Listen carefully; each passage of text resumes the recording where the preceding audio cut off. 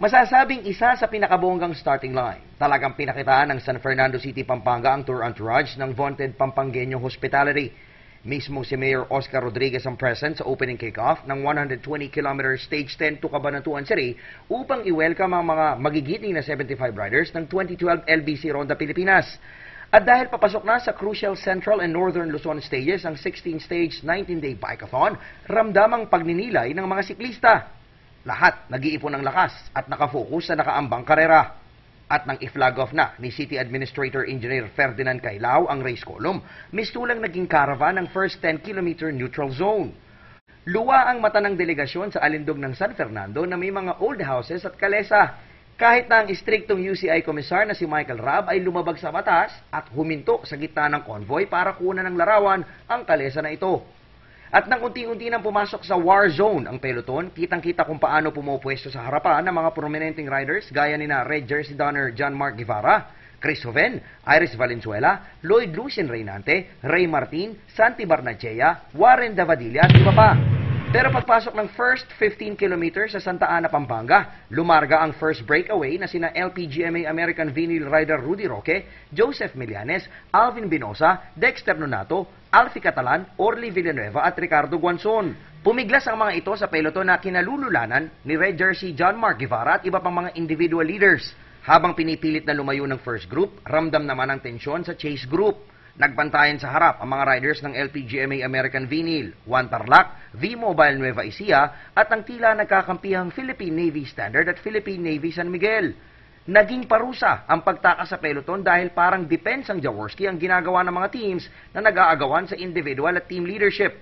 Pagpasok ng Santa Rosa Nueva Ecija, nakapulas sina Novo Ecijano riders Oscar Rendole, Jay Tolentino at Davaoeño Dexter Nonato. Hinawakan ng tatlo ang driver's seat at lumayo pa sila ng halos 1.5 kilometro sa main group na hinahatak naman ni white jersey wearer at LPGMA American Vinyl skipper Iris Valenzuela. Pero pagpasok ng bulubunduking bahagi ng bagong buhay sa Palayan City, nagsulo na si Oscar Rendole. Dahil sa kabisado niya ang ruta, walang problemang binagtas ng Gimba Nueva Ecija Pride ang next 10 kilometers ng karera. Pero dahil inabot ng gutom at wika nga'y pagkalaspag, bumigay ang paan ni Rendole at inabutan siya ng 6 na mga siklista at ito ay sina Merculio Ramos, Johnny Bautista, John Mier, Orly Villanueva, Dominador Maraña at Ronald Oranza. At sa harap ng pag-oobserba ni Camelot Disco KTV and Grill Cabanatuan owner Bong Cando, naggulangan sa next 8 kilometers ang 7. Mainit ang panahon sa Cabanatuan City pero mas mainit ang tensyon sa breakaway.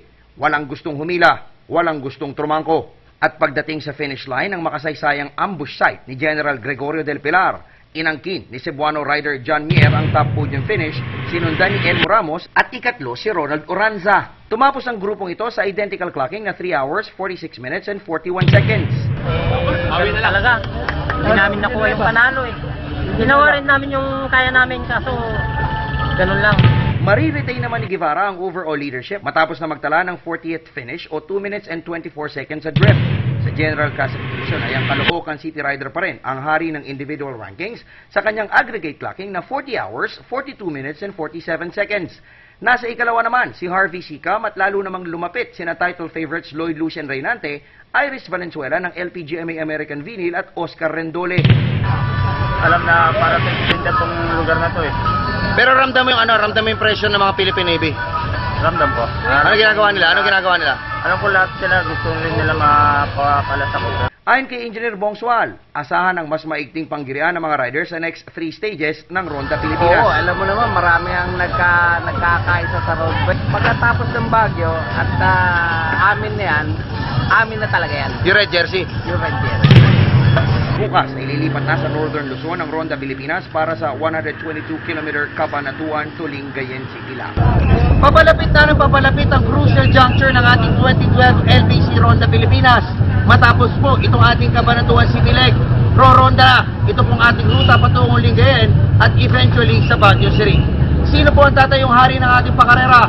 Yan po ang ating alamin sa mga susunod na araw ng ating pong 2012 LBC Ronda Pilipinas. Mula po dito sa Plaza Lucero, Cabanatuan City. Ako po si Snow Badua. Ito po ang Legendario Sports!